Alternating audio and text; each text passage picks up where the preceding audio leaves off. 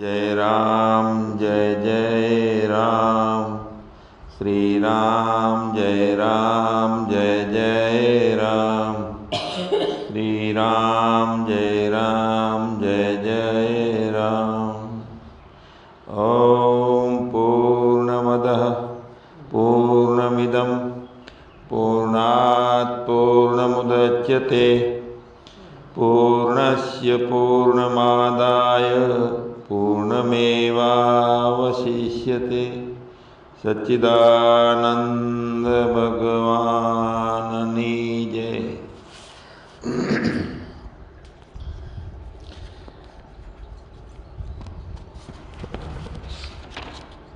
बहु सरस આપણો અભ્યાસ એ ચાલે છે મન વિશેનો અને ચિત્ત વિશેનો। હમણાં દિવ્યવાણીના પ્રવચનોમાં હવે ભગવાન મનની ભૂખ મટે, મન શાંત થાય તો પોતે મરતો બચે। મનની દોડ છે એ મારે છે, આપણને જન્મ મરણના ફેરામાં નાખે છે, ભયમાં નાખે છે, ભવાટવીમાં નાખે છે। તો જો એ મનને મહાપ્રસાદ બળી જાય, મહાપ્રસાદ એટલે પોતાના સ્વરૂપમાં લીન થઈ જાય મન। આમ તો મહાપ્રસાદ તો સત્યનારાયણની કથામાં મળે છે, પણ આપણું મન સતના નારાયણની સાથે થઈ જાય ને તો એને મહાપ્રસાદ મળે। પણ જઈ એને નામ રૂપમાં અને જગતમાં જઈને પહે છે એટલે એ સતનારાયણ ઉપર જાય છે, રૂપ ઉપરની ચાલ છે। તો પોતાના આરોપી ઉપરની ચાલ હોય, સત્યનારાયણની ચાલ હોય, એને એના ઉપર બેસે તો એને મહાપ્રસાદ મળે। આપણે કહીએ છીએ કે રામ કહે સુખ ઉપજે, કૃષ્ણ કહે દુઃખ જાય। મહાપ્રસાદ પછી આ વાત બોલીએ છીએ તો રામ કહે છે કે એનાથી સુખ ઉપજશે અને કૃષ્ણ કહે છે કે દુઃખ જશે। તો મન મહાપ્રસાદ લેવા જાય તો એને આ બે પાસેથી બંને વસ્તુ મળે છે કે એક તો સુખે ઉપજે અને દુઃખે જાય। તો આપણે જે આપણી જ્ઞાન સભામાં નિયમિત સત્સંગ, તો સત્સંગની કથાથી આપણો અંદરના જે ભૂત પલિતી મનને વળગ્યા છે એ બધા નીકળી જાય છે, ભ્રાંતિઓ, સંશયો। એટલે જે આ સત્સંગમાંથી મહાપ્રસાદ ના લે તો એના નાવડા ડૂબે છે, એને ભૂતને પ્રેત વળગે છે, ઈચ્છાઓની ડાકણી વળગે છે।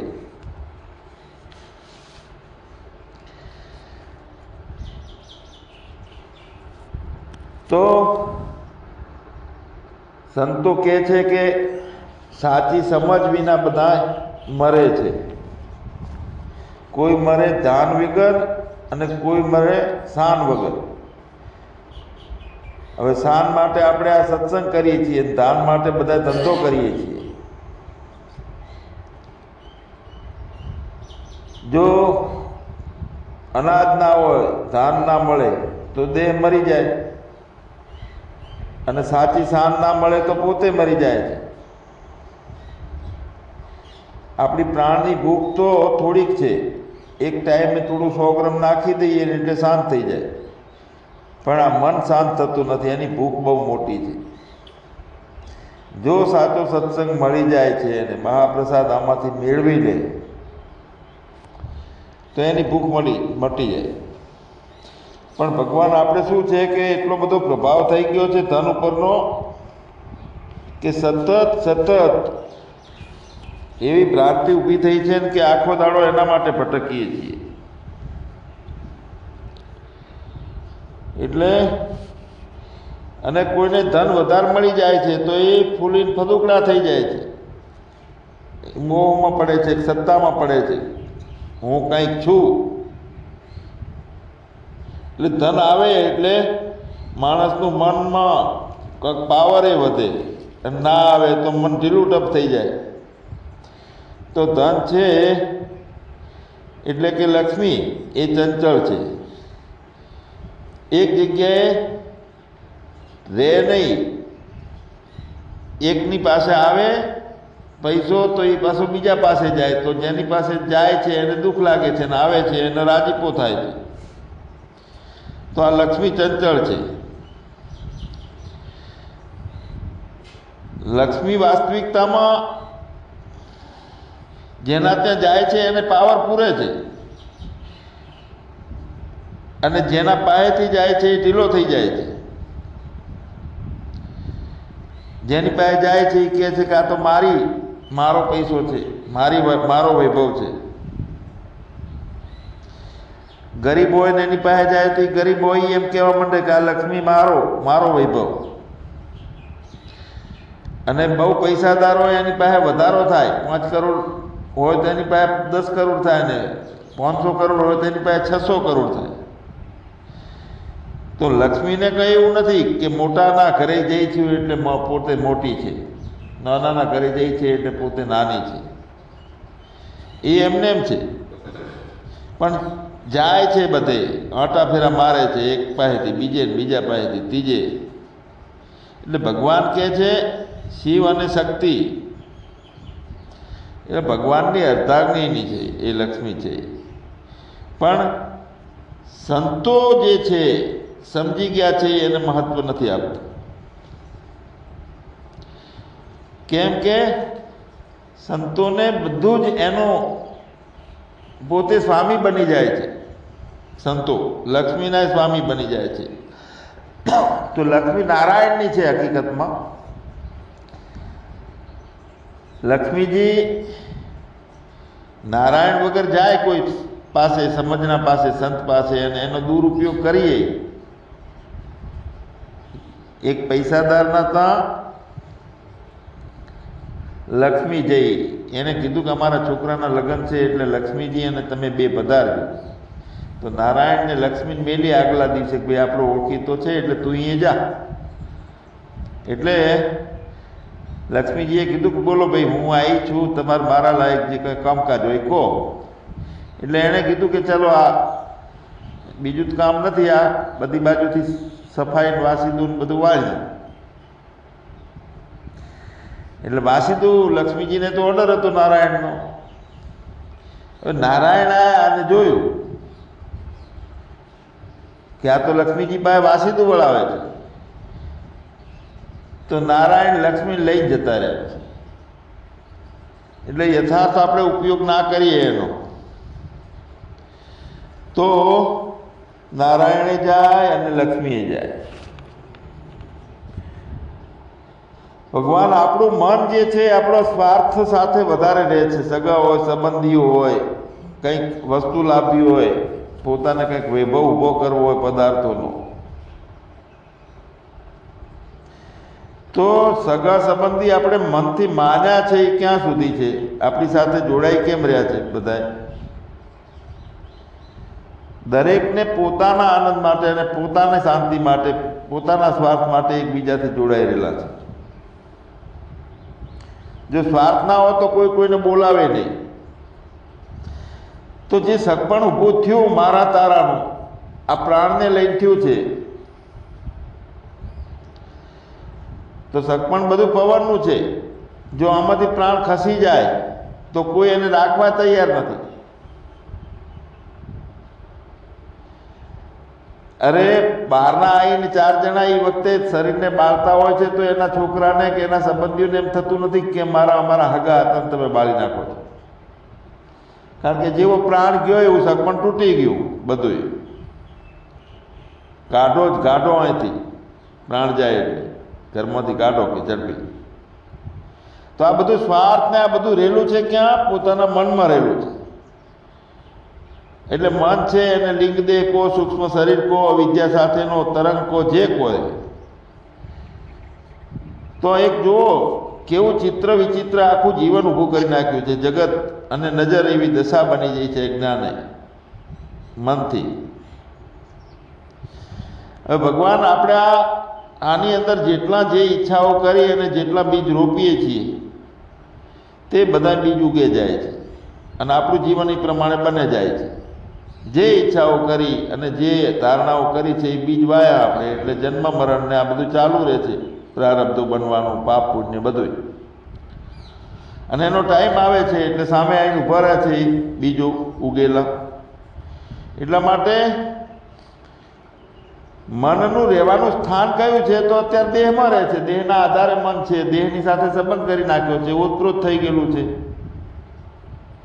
એટલે ઘણી વખત આપણે કહીએ છીએ કે પહેલાં તો 5.5 ફૂટના કોથળામાંથી બહાર નીકળી જાય, છોડો એને દેહને, પછી એકલું મન રહેશે ને તો એ આપણે સત્સંગની સભામાં એનો બધો નિવેડો આવશે. પણ બહાર નીકળી જવાનું દેહમાંથી, કાંઈ કરવું નથી. જ્યાંથી પછી મન આવ્યું છે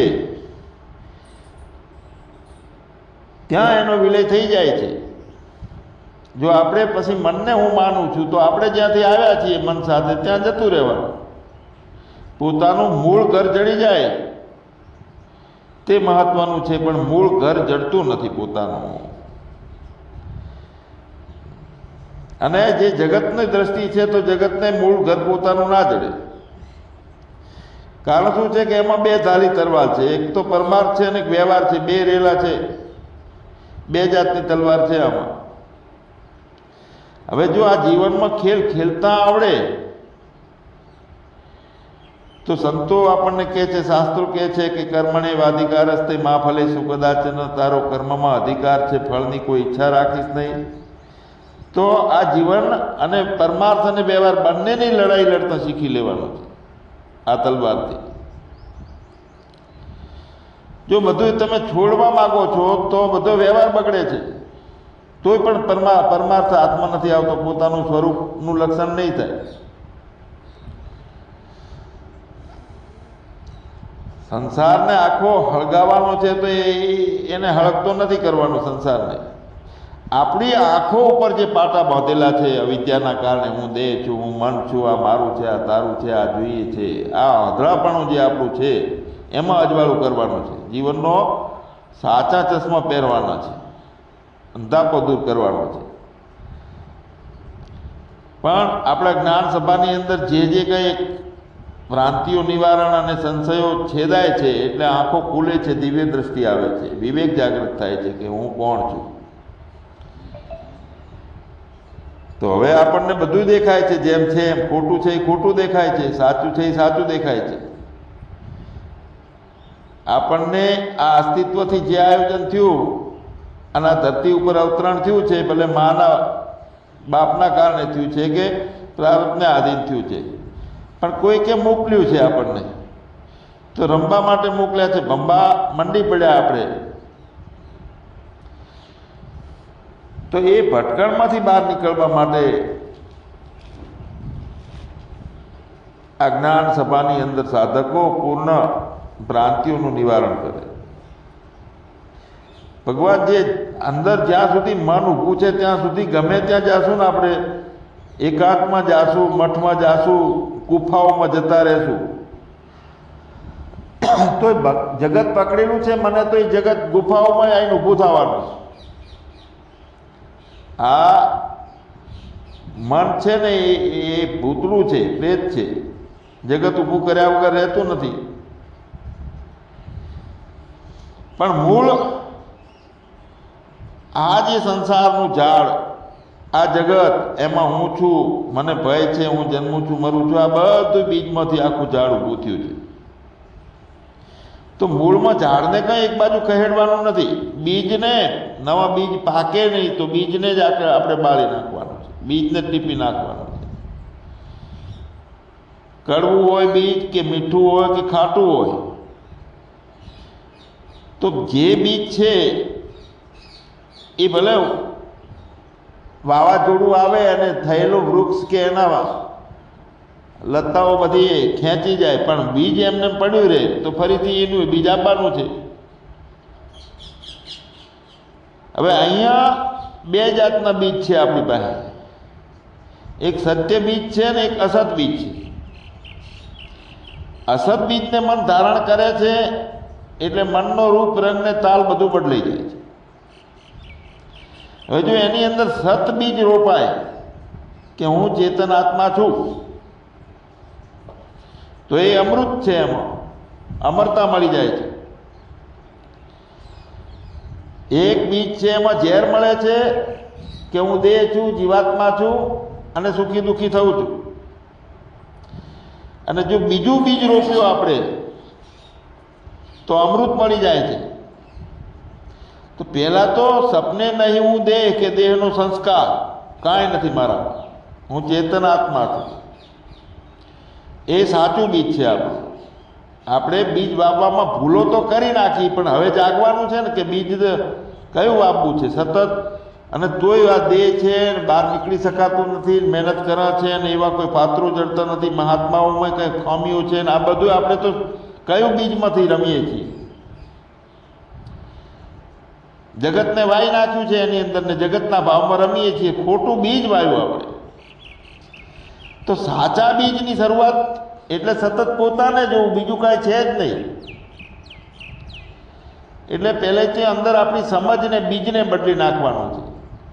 હું આવો છું, મારે બહાર નીકળી શકાતું નથી, મને આટલી આદતો છે. આપણી ઉર્જાઓ જ્યાં ત્યાં ફસાઈ રહેલી છે.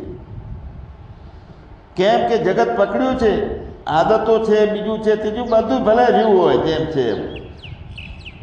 સાચું બીજ રાખો એટલે જે અમરતા પ્રાપ્ત થવાની છે. એટલે જે કંઈ ઝેરવાળું જે બીજ છે એ ઓટોમેટિક ખતમ થઈ જશે. એટલે બીજ વાવવામાં ભૂલ કરી હોય તો હજુ આપણે બીજને પલટી નાખીએ. આપણે બીજાને સુધારવા માટેનું કોઈ કામ જ નથી અહીંયા. પોતે પોતાની અંદર કોઠામાં શાંતિ, આનંદ, નિર્ભયતા આ નિર્માણ થાય છે એ જોવાનું છે ને. એ તો પોતાના પ્રકાશ સિવાય અંધારું જતું નથી. જગત માટે કોઈ મહેનત કરવાની નથી. જગત કોઈ દાડો બગડ્યું નથી, સુધર્યું નથી. અને આખો સમુદ્ર ખારો હોય તો 2 બોરી ખાંડની નાખવાથી સમુદ્ર મીઠોય નથી થતો. આપણે આપણો નજરિયો બદલી જાય, નજરે બદલાય તો નજારા બદલે, और फिर किस्ती का रूप भी बदल जाए. એટલે આખું પરિવર્તન જગતમાં આવી જાય. આપણી દ્રષ્ટિમાં સુધારો આવી જાય તો જગત સુધરી જાય. અને છતાં કરુણાના ભાવમાંથી, અકર્તા ભાવમાંથી જે કાંઈ સત્સંગ કહીએ, સત્સંગ સાંભળીએ, બોલીએ તો એ બરોબર છે. અંદર કરુણાનો ભાવ છે અને અસ્તિત્વથી કોઈ નિમિત્ત બનાવે છે ઈશ્વર. પણ પોતે પોતાનું કરી લેવાનું છે. આ જેટલું કરવું છે, મેળવવું છે, પ્રાપ્ત કરવું છે ને આમ થઈ જવું છે ને આ બધા સંસાર ચક્રમાંથી બહાર નીકળવાની વાત છે ભગવાન. ફક્ત ને ફક્ત કર્મચક્રને દૂર કરી અને જ્ઞાન ચક્રમાં રહેવાનું. ચલતી ચક્કી દેખ કે દિયા કબીરા રોય, 2 पाटन के बीच में साबुत बचा न कोई.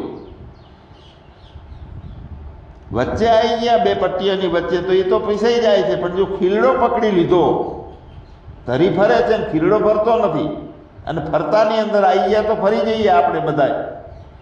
પણ જો સ્થિરતાના પદને પામી લઈએ કે હું કોણ છું, તો એવો શાંત મન, એવું સ્થિર મન થાય. તો એના માટે શું કરવાનું છે? તો એના માટે જો આપણે વિવેકપૂર્વક વિચાર કરીએ કે જેણે આપણે પોતે ચિત્તનો નિગ્રહ કરી લીધો છે. સવારમાં સુરેશભાઈ બહુ સરસ વાત કરતા હતા, અને જ્યોતિમૈયાએ કીધું હતું કે આ ચિત્ત છે એ જગતને ઊભું કરે છે, ને દેહ ભાવોને ઊભું કરે છે, પ્રાણીઓનો જન્મ એમાંથી થાય છે, ચિત્તથી. તો એ ચિત્તનો જો આપણે નિગ્રહ કરી લઈએ તો એ મહત્વનું છે. ચિત્ત શું છે? એ વિચારો છે, બીજું કાંઈ નથી, સમૂહ છે. જો હૃદયમાં વિચાર, કલ્પનાઓ અને એના બીજવાળો ઈચ્છાઓ આ પ્રગટ થઈ જાય છે તો અંદરથી ફણકો ફૂટે છે, અંકુરો ફૂટે છે, અને એમાંથી મોટું ઝાડ થઈને પૂરે છે, સંસાર બની ગયો. તો આપણે હું કોણ છું એના અભ્યાસ દ્વારા આપણે એને કબજો કરવાનો છે ચિત્તનો. અંકુર ફૂટે છે તો એની અંદરથી કેટલી ડાળીઓ નીકળે છે, કેટલા પત્તા નીકળે છે, કેટલી શાખાઓ નીકળે છે. પણ જો વિવેક અને વૈરાગથી એક જો વિચાર દ્રઢ થઈ જાય આપણને કે હું કોણ છું, તો શાંતિ, સમતા, દયા, ક્ષમા આ બધા શ્રેષ્ઠમાં શ્રેષ્ઠ ગુણોવાળું આપણું જીવન બની લે. તો પાણીથી ભરેલું સરોવર છે, એ સરોવરનો પક્ષીઓ અને જળજંતુઓ આશ્રય લે છે. તો આપણે દ્રઢતાપૂર્વક આપણો પોતાનો હું કોણ છું એવો વિચાર કરવાથી જેને પોતાના સ્વરૂપનો શાંત ભાવનો જે સાક્ષાત્કાર થઈ જાય છે, તો એવા જ્ઞાની મહાપુરુષોને કોઈ અવિદ્યાય નડતી નથી કે મોટો વૈભવ હોય ને તો એને આકર્ષણ થતું નથી. એમાં યથાર્થ પોતાનું જ્ઞાન દ્વારા જેની બુદ્ધિ શુદ્ધ થઈ ગઈ, ચિત્ત છે એ સત્વના રૂપમાં રમવા લાગ્યું, તો એવા જ્ઞાનીને અહીં કોઈ વિષયો કે માનસિક વૃત્તિઓ, આદિ વ્યાધિ, ઉપાધિ આ કાંઈ કશું બગાડી શકતું નથી. મતલબ કે લગીરે વિચલિતતા આવતી નથી જીવનમાં. આપણે જ્ઞાનની 7 ભૂમિકાઓ લીધી હતી, તો એમાં ચોથી ભૂમિકા તું રિયા બીજા બધા ગયા. તો એ જ્ઞાનની ચોથી ભૂમિકા આપણી એ છે કે પરમ શાંતિ, પરમ સ્થિરતા, જેમાં કશું પહેતું જ નથી અને એ પોતે બીજામાં પહેરી શકતો નથી. કેમ કે એને જે જાણવા યોગ્ય પરમાત્માના સ્વરૂપનો અનુભવ કરી લીધો, નિશ્ચય કરી લીધો દ્રઢ, એમાં કોઈ સંશય નથી. તો એમાં એટલી બધી ધીરજ અને એવું જ્ઞાનની નિષ્ઠા પરમ પાકી જાય છે કે કોઈ પણ જાતની ઇન્દ્રિયો અને વિષયોનું આકર્ષણમાં ક્યાંય પડતો નથી. અને કોઈ બળાત્કારે વિષયો ખેંચીને લઈ જઈ શકતા નથી, કારણ કે જાણી લીધું છે કે હું કોણ છું. અને પછી આવી નિષ્ઠા જે દ્રઢ થઈ ગઈ છે, તો એનું અંતઃકરણ કેવું હોય છે? ચાલતા, ફરતા, ઉઠતા, બેસતા, સૂતા, જાગતા બધી અવસ્થાઓમાં પૂર્ણ વિવેક સાથેનો બ્રહ્મ વિચાર, પોતે પોતે કોણ છે એનો વિચાર.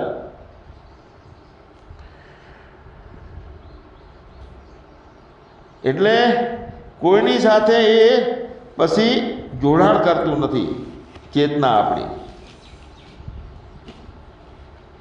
આમ ચેતન પણ આમ બધું બહારથી બધું જામી ગયું એટલે આમ મળદું ચેતન મળદું કે એને કહી શકાય તે બ્રહ્મ ચેતન મળદું. બાહ્ય વિષયોમાં કાંઈ કરતો જ નથી, હું એવો ભાવ હોય અને પોતે ચેતન. એટલે આપણા અજ્ઞાનને નાશ કરવા, પોતાના અંધારાને હટાવવા માટે આ સત્સંગ છે. એટલે આજે પોતાના માટેનો જે વિચાર છે, કર વિચાર તો પામ, સાચા અર્થમાં આપણે પોતાને જોઈએ એટલે તરત પોતાના પદમાં પ્રતિષ્ઠા થઈ જાય છે. આપણે સાક્ષાત સામે પરમાત્માનો અનુભવ થઈ જાય છે. જ્યાં હું જીવ છું ને બીજો છું અને સુખી દુઃખી થઉં છું, તો બીજો રહેતો જ નથી. એક જ ચેતન હતો, પણ મેં અવિદ્યા લાગી ગઈ હતી એટલે બીજું લાગતું હતું. દીવો પ્રગટેલો હોય, સામે હોય, તો બીજા પદાર્થો જેમ સામે દેખાય છે, એમ આપણા સત્સંગ સભામાં યથાર્થ જ્ઞાનથી બધા દુઃખોનો નાશ સાંભળતા, પોતાનો યથાર્થ અનુભવ કરતાં કરતાં બીજા દુઃખો, મન જે પકડતું હતું, ભય આવતો હતો, બધું દૂર થઈ જાય. સૂર્ય ઉગે એટલે અંધકાર નાશ થઈ જાય છે, કાયમ માટે અભાવ થઈ જાય અંધકારનો, સૂર્ય હોય ત્યાં સુધી. સૂર્ય ડૂબી જાય તો પાછો અંધકાર લાગે. તો હું કોણ છું એ સતત મુખ્ય આપણો સૂર્ય છે, એ જ્ઞાન પ્રકાશ છે. તો આવું પરમાત્માનું જ્ઞાન, આત્માનું યથાર્થ જ્ઞાન પૂર્ણ રીતે આપણું પ્રાપ્ત થઈ જાય છે અભ્યાસથી. અને જે જાણવું હતું, જે સંશય હતો, પોતાના સ્વરૂપનો અનુભવ કરવાનો હતો, એ આપણે કરવાવાળો જ ખતમ થઈ જાય છે. એટલે પોતાનો સાક્ષાત્કાર પોતાની મેળે થઈ જાય છે, એમાં કોઈ ક્રિયાઓ કરવાની આવતી નથી. એટલે સૂર્ય ઉગે છે તો પ્રકાશ છે એને લાવવો પડતો નથી, ઓટોમેટિક પ્રકાશ થઈ જાય છે સૂર્ય ઉગ્યો એટલે. આપણે અહીંયા સારા સારા શાસ્ત્રોથી વિવેકરીત પૂર્ણ આપણો વિચારથી પોતાના સ્વરૂપનો યથાર્થ અનુભવ અહીંયા થઈ જાય છે સાંભળતા સાંભળતા, અને એ આપણું પોતાનું જ્ઞાન છે. અને એ જ્ઞાન જે જાણવાનું છે, જાણવાવાળું છે, જાણવાનું જે મુખ્ય છે કોને? પરમાત્માને જાણવાનું છે. તો જ્ઞાન અને પરમાત્મા બે રહેતા નથી. તો આ આપણું જ્ઞાન છે એ જ પરમાત્માનું સ્વરૂપ છે.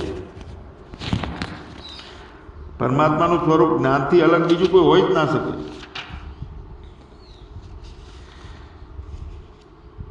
તો ભગવાન જ્યાં સુધી મન વિલીન થતું નથી ત્યાં સુધી વાસનાઓનો વિનાશ થતો નથી, અને જ્યાં સુધી વાસના નષ્ટ નથી થતી ત્યાં સુધી ચિત્ત શાંત નથી થતું, અને જ્યાં સુધી પરમાત્માનું પોતાનું યથાર્થ જ્ઞાન થતું નથી ત્યાં સુધી ચિત્તની શાંતિ નથી. એટલે જ્યાં સુધી ચિત્ત શાંત થતું નથી ત્યાં સુધી પરમાત્માનું યથાર્થ જ્ઞાન થતું નથી. જો બંને એકબીજાથી ઓતપ્રોત છે. ચિત્ત શાંત થાય તો પોતાનું જ્ઞાન થાય, અને પોતાનું જ્ઞાન થાય તો ચિત્ત શાંત થાય. બે વાત છે. એટલે એક રીતે લઈએ તો મન વિલીન કેમ નથી થતું? વાસનાઓ છે એટલે. તો વાસનાઓ કેમ જતી નથી? તો ચિત્ત છે એટલે. ચિત્ત શાંત થતું નથી એટલે. તો પોતાનું જ્ઞાન જેમ જેમ કેમ થતું નથી?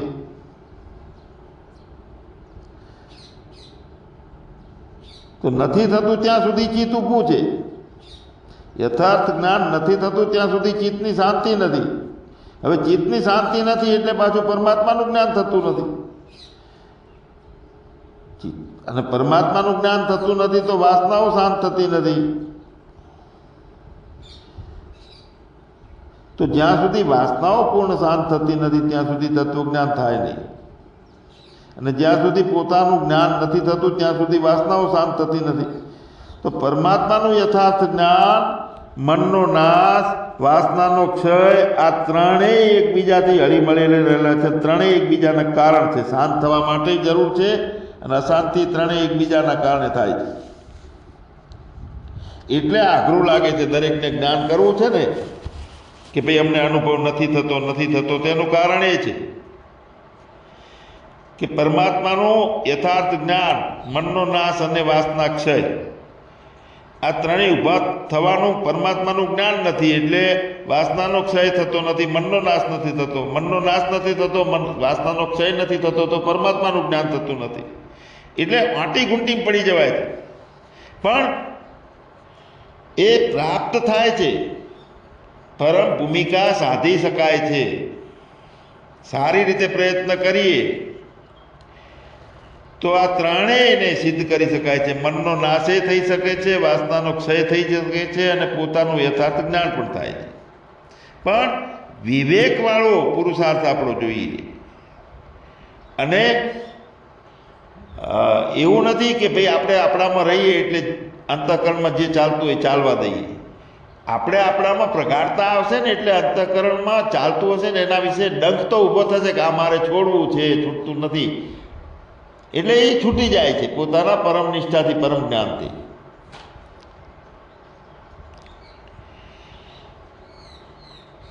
તો પોતાને ભોગની ઈચ્છાઓ છે એ સાંભળતા સાંભળતા ખટકો લાગવો જોઈએ કે ઓહો હો, હજુ હું તો છોડતો નથી ઇન્દ્રિયોના વિષયોના આ બધાએ ભવાટવી.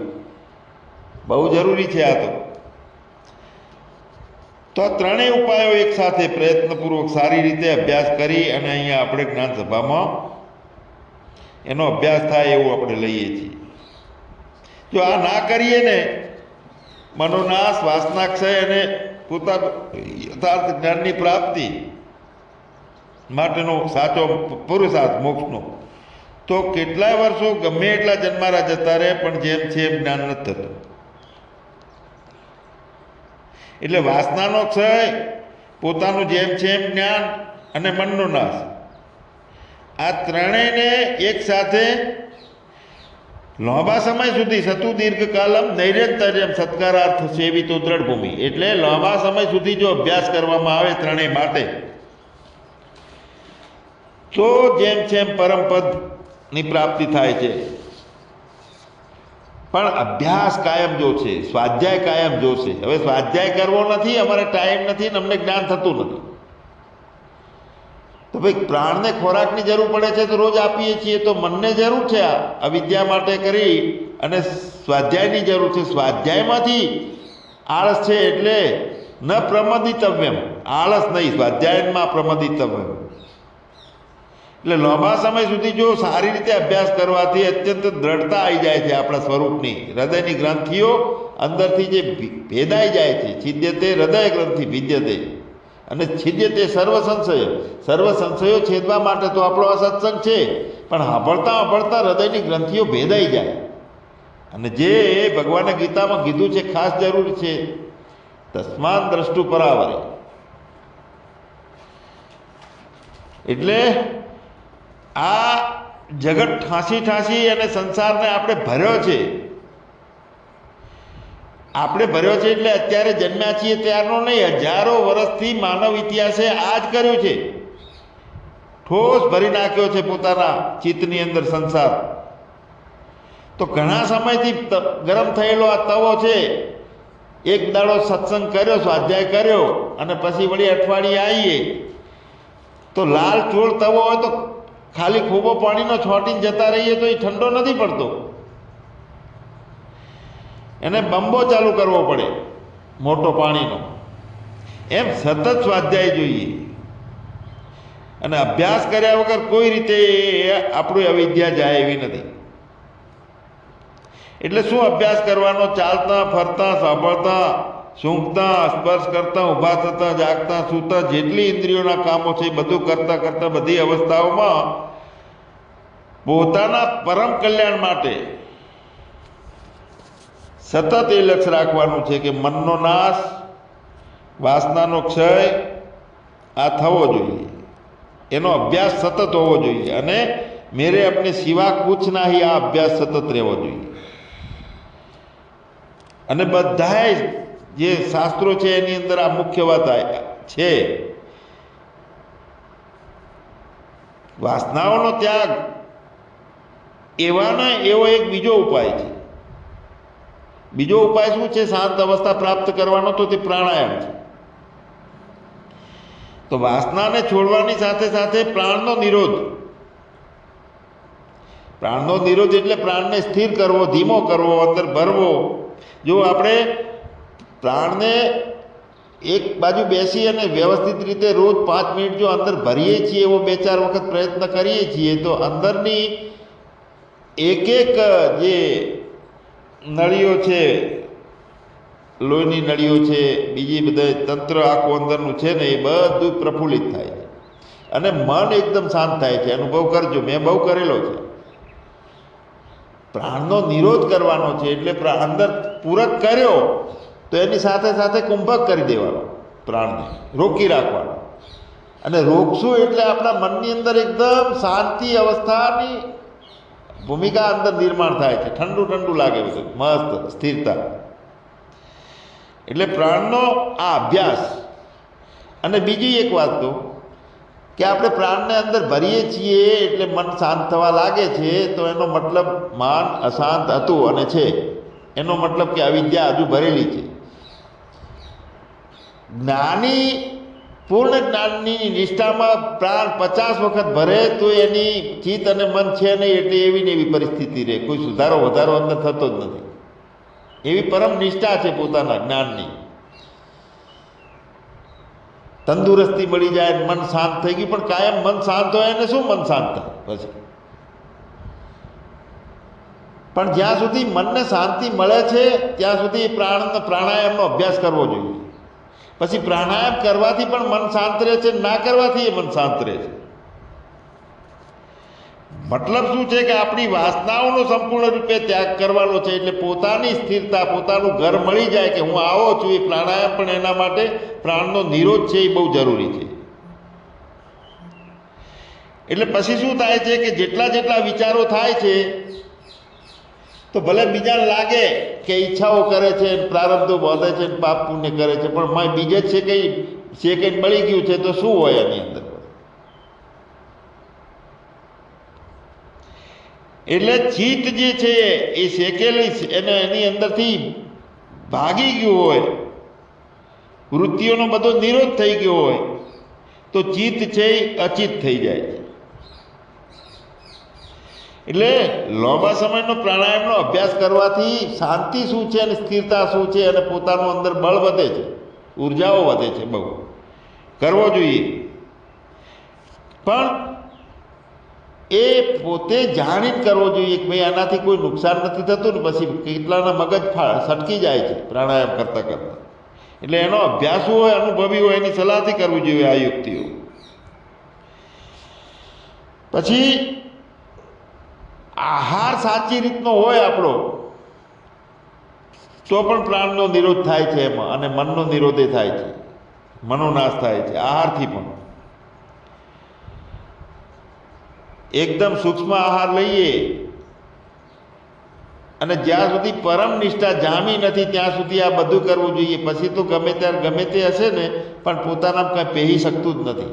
કાયમ વિવેક એનો હાજર ને હાજર રહે છે. એટલે પોતાનો સ્વરૂપનો સાક્ષાત અનુભવ થતાં વાસના ઉત્પન્ન નથી થતી. એ પોતાનું જે સ્વરૂપ છે એમાં કોઈ આદિ, મધ્ય અને અંત રહેતો નથી, એમાં દેશકાળ પણ રહેતો નથી. કાયમ સતત પોતાનો અડોલ નિષ્ઠા અને અડોલ એક અપરોક્ષ ભૂમિકા બનેલી રહે છે યથાર્થ રૂપે. અને એ ભૂમિકા એવી કાયમ રહેતી હોય કે જ્યાં પ્રાણાયામની જરૂર નથી છતાંય પ્રાણ નિરોધ રહે છે, વાસના ક્ષય કરવાની જરૂર નથી છતાં વાસનાઓનો ક્ષય રહે છે. તો સમજી લેવાનું કે આપણે તીર ઠેકાણે છે ને તે જ આપણું જ્ઞાન છે, તે જ આપણો પરમાત્મા છે, તે જ હું છું. એટલે જ્ઞાન છે ને આપણું પોતાનું, એ પછી વાસનાઓનો સારી રીતે વિનાશ કરી નાખે. કોઈ જાતની વાસના અંદર રહેતી નથી, અને રહેતી હોય ને તો એ રામલીલામાં જીવન ખોટું પસાર કરી અને આ એળે કાઢી નાખ્યો અવતાર આખો. જો અંદર વાસનાઓ ટકી રહેતી હોય અને એના ઉપર કંટ્રોલ ના થતો હોય તો એનો મતલબ કે મનનો ઘોડો ઊભો છે.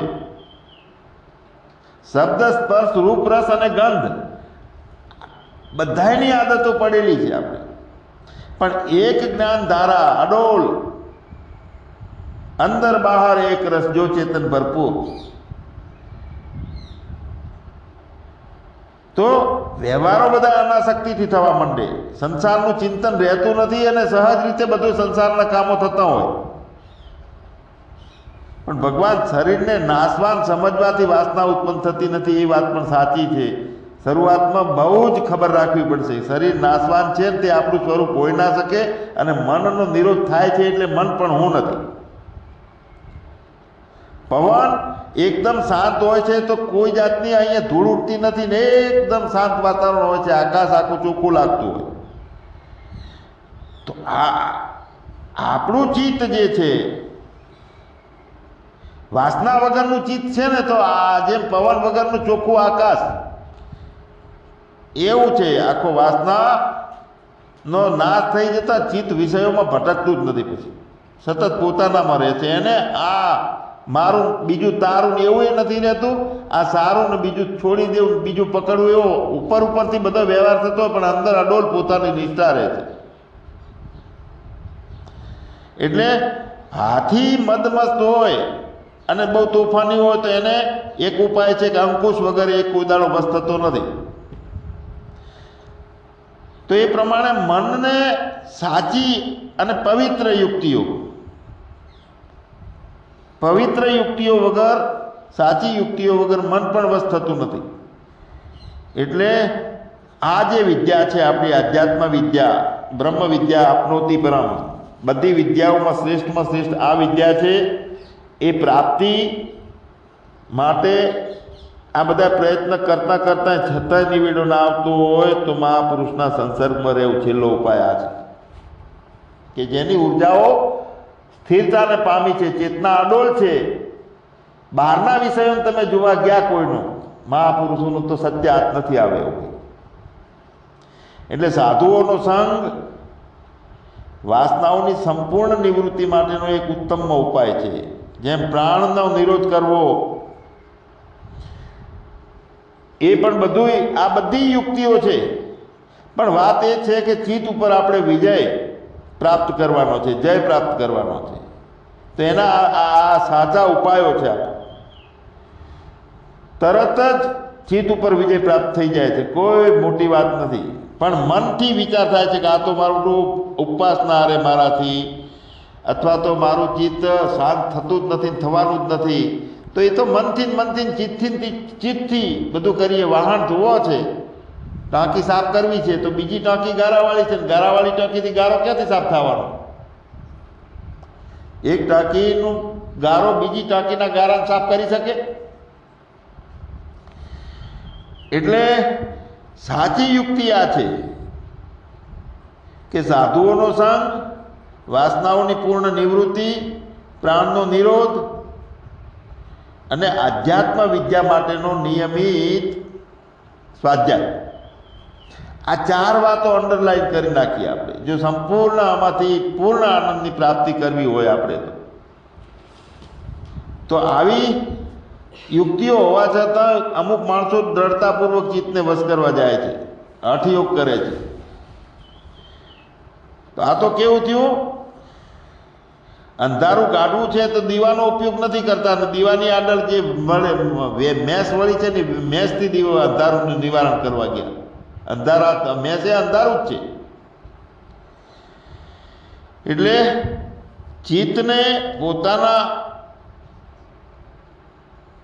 નજીકના, પોતાના શરીરને સ્થિર કરવા માટે, ચિત્તની નજીકના પોતાના શરીરને સ્થિર કરવા માટે જે પુરુષ ચિત્તથી પ્રયત્ન કરે છે તો એ હઠાગ્રહ છે. ચિત્તથી ચિત્તને શાંત કરવાનો કોઈ પ્રયત્ન સફળ થયો નથી, થવાનો નથી. અને એ અવિવેક છે ને અજ્ઞાન છે ને, એટલે તો રિઝલ્ટ આવતું નથી.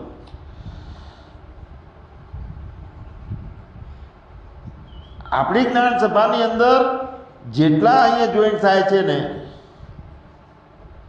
તો આ વાત ઉપર લક્ષ્ય રાખશે તો બધાને પૂર્ણ જ્ઞાનની પ્રાપ્તિ થશે. મને ખબર છે કે મારા ગુરુદેવે પરબતસિંહ બાપુએ મને વેદાંતનો અભ્યાસ કરાયો, અને છેલ્લે મારી જ્ઞાન ધારા એમને ક્યાંક સાંભળવા મળી. કોકે ફોન કર્યો હતો કે ભોજલરામ આશ્રમમાં સત્સંગ બહુ સરસ કર્યો હતો. તો એ આંખમાંથી આંસુ આવી ગયા હતા કે વાહ, મારા જીવનમાં આટલા સાધકો મળ્યા, એમાંથી એક તો પરમાત્મા બ્રહ્મ જેવો થઈ ગયો. પણ મને તો આવી એકમાં કોઈ રસ નથી. હું તો બહુ મોટું મોઢું છે મારું. મારે હોલસેલમાં એકે બાકી ના રહે. જેટલા હોય એટલા પરમ જ્ઞાનની નિષ્ઠાને પ્રાપ્ત થાય, આવી મારી આ તડપ છે. સચ્ચિદાનંદ ભગવાનની જય. ઓહો, 44 મિનિટ થઈ ગઈ. હો, સોરી, માફી માગું.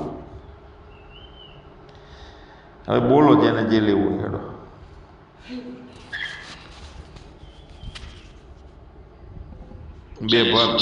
બે